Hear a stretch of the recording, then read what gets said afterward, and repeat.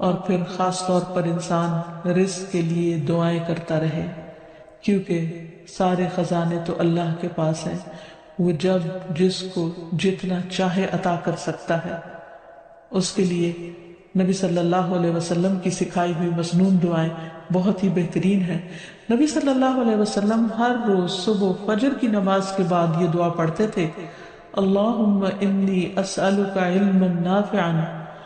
ورزقا طیبا وعملا متقبلا۔ اے اللہ، میں تجھ سے علم نافع، طیب رزق یعنی پاکیزہ رزق اور مقبول عمل کا سوال کرتا ہوں، یعنی ایسے عمل کی توفیق دے جو تیرے ہاں قبول ہو جائے، تجھے پسند آ جائے۔ اور اس کے ساتھ ساتھ انسان کو حرام سے بچنے کی دعا کرنی چاہیے۔ اس سلسلے میں آپ صلی اللہ علیہ وسلم نے جو دعا سکھائی وہ ہے، اللہم اکفنی بحلالک عن حرامک واغننی بفضلک عمن سواک۔ اے اللہ، اپنے حلال کے ذریعے حرام سے میری کفایت فرما، یعنی مجھے اتنا حلال دے کہ مجھے حرام کی ضرورت ہی نہ رہے، اور اپنی مہربانی سے مجھے اپنے علاوہ ہر ایک سے بے نیاز کر دے،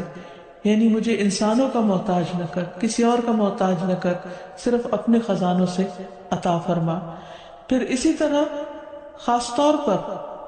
بڑھاپے کی زندگی کے لیے وسعت رزق کی دعا کرنی چاہیے، کیونکہ جب انسان بوڑھا ہو جاتا ہے تو اس کے اعضاء کمزور ہو جاتے ہیں، وہ اپنے لیے خود کچھ کمائی نہیں کر سکتا، وہ دوسروں پر ڈیپینڈنٹ ہو جاتا ہے، تو اس وقت وسیع رزق کی دعا سکھائی گئی۔ فرمایا، اللہم اجعل اوسع رزقک علی عند کبر سنی وانقطاع عمری۔ اے اللہ، جب میں بوڑھا ہو جاؤں اور میری عمر ختم ہونے لگے تو میرے رزق کو وسیع کر دے۔ اور اسی طرح اپنے لیے اور اپنی اولاد کے لیے وسیع رزق کی دعا کرنی چاہیے، جیسے ابراہیم علیہ السلام نے دعا کی تھی، ربنا انی اسکنت من ذریتی بواد غیر ذی زرع عند بیتک المحرم ربنا لیقیموا الصلاة فاجعل افئدة من الناس تہوی الیہم وارزقہم من الثمرات لعلہم یشکرون۔ اے ہمارے رب،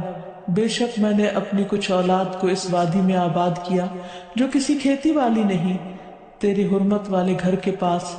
اے ہمارے رب، تاکہ وہ نماز قائم کریں۔ سو کچھ لوگوں کے دل ایسے کر دے کہ ان کی طرف مائل رہیں، اور انہیں پھلوں سے رزق عطا کر تاکہ وہ شکر ادا کریں۔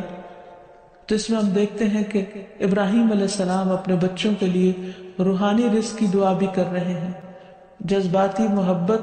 کی رزق کی دعا بھی کر رہے ہیں، اور پھر اس کے ساتھ ساتھ جسمانی رزق کی دعا بھی کر رہے ہیں جو ہر انسان کی ضرورت ہے، اور اس میں سے بھی بہترین رزق یعنی پھلوں کے رزق کی دعا کر رہے ہیں، کیونکہ انسان کو اللہ تعالیٰ کا صرف رزق ہی نہیں مانگنا چاہیے، بہترین رزق مانگنا چاہیے۔ یعنی ایک تو سمپل سی دعا ہے اللہم ارزقنی، اور پھر ورزقنا وانت خیر الرازقین، جو سورۃ المائدہ میں اللہ تعالیٰ نے دعا سکھائی ہے، اور ہمیں رزق دے اور تو سب رزق دینے والوں میں سے بہترین ہے۔